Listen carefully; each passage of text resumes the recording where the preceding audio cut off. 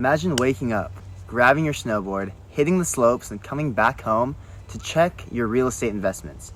Making money while you're out enjoying life. It sounds like a dream, right?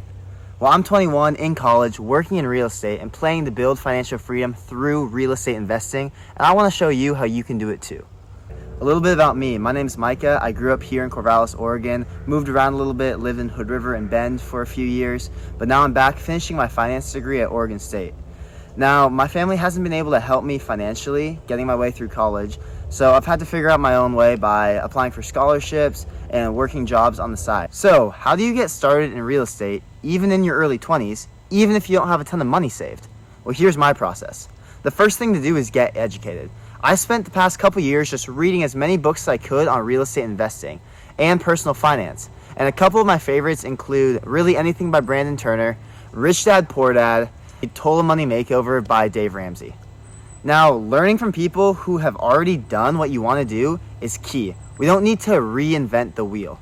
You can spend $20 and buy a book and learn everything that someone has made, every mistake, every success in their 20-year career, and you can read it in just a couple hours. The next thing to do if you're getting started in real estate while you're young is to get your license. This is optional, but it has been very helpful for me. So I got my real estate license for two reasons. One, it gives me insider knowledge and access to deals. The second one is that I can earn money helping others buy and sell homes, which is giving me experience for when I start to invest. Now, if you don't want to be an agent, you can still get started as an investor, but for me, this was a no-brainer. The third thing to do is to build your network. Real estate is all about who you know. I've made connections with a lot of experienced agents, investors, and lenders in my area. So my advice to you would be to just start going to as many meetups as you can, joining Facebook groups, and chatting online in the Bigger Pockets forums. So I haven't bought any properties yet, but I plan to in the near future and for the rest of my life. So here's my game plan to get started into real estate investing while I'm still in college. So I plan to do what's called a house hack. This is basically where you buy a small multifamily property, which is 2 to 4 units, and you rent out the additional units and you live in one of them, and you use the income generated from the rent in those units to help pay your mortgage every month. For example, let's say that you buy a fourplex, which is 4 units all connected on one property. So let's say you buy this fourplex and it's $700,000. How are you going to pay for all of that? You don't have $700,000 lying around. Well, we're going to get a loan for most of the property. So say we only put 5% down on the property, which is $35,000, and then we get a loan on the rest of the property. And we have to include private mortgage insurance for taking out a loan that high, and we have to include the annual property tax. So this monthly payment at today's interest rates would come out to around $5,000 a month. Now, this is a lot of money. How are we going to pay for all that? Well, like we said, we're going to rent out 3 of the 4 units, and we're going to live in the 4th one.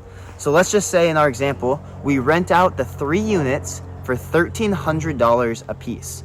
That's totaling $3,900. Now, our mortgage payment, including our taxes and our PMI, private mortgage insurance, is $5,000. So that means our portion of the rent is $1,100 a month, which is less than the market rate that we're charging the other tenants of $1,300 a month. Now, we don't want to forget, but each month we should be setting aside a little bit of money for repairs, things that are going to break, and also capital expenditures, which are things like a new roof, a new driveway, stuff like that. And so you're going to say, okay, I'm paying more than the other people in rent. How does that make sense? How is that a good deal? Well, think about it. You're paying $1,300 in rent either way. But when you're buying this house and house hacking it, your payment each month is going to stay the same because that loan is locked in for 30 years. At the end of 30 years, you're going to own that home free and clear. We bought it for $700,000. We put $35,000 into it. At the end of 30 years, that house is going to be worth well over $1 million. The housing market on average appreciates around 5% year over year. So over time, that house is going to be worth more than you bought it for, and your monthly payment of $1,100 isn't going to go up, it's going to go down, because mortgage payments can't increase because it's at a fixed interest rate. But you know what can increase? rent. So every year you can increase the rent with market rates up to 8 to 10% every year. So each year your mortgage payment's going to go down, and your equity in the home, which is home value minus what you owe, is going to go up. So each year you're owning more and more and more of your house. You're paying less and less each month. And your house is also going to be worth more. So at the end of 30 years, you paid a little bit more, maybe, than you would have paid in rent. But your $35,000 now is worth over $1 million. That's just crazy to me. And you could move out of this house, rent that fourth unit out, and be getting paid each month to own a house. And you could go do it again and again and again. And that's just a glimpse into the power of real estate. Also, if you don't have any money, there are creative ways that you could finance buying a house. For one, you could find a partner that would want to have you do all the work and they bring the money. You find the deal, they bring the down payment.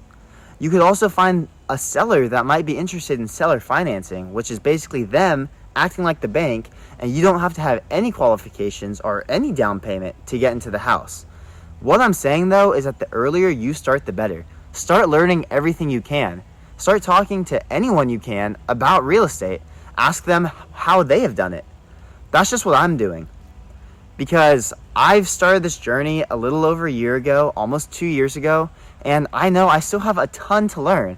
But I want to share what I'm learning with you guys.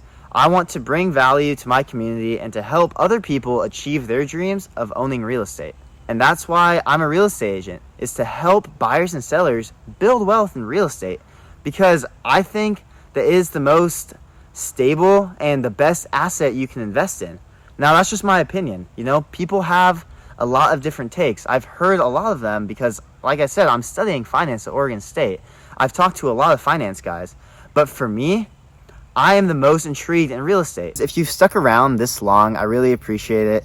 Like I said, this is my first ever YouTube video about real estate, and I'm hoping to be posting every week. I'd really appreciate it if you guys could leave a comment and subscribe.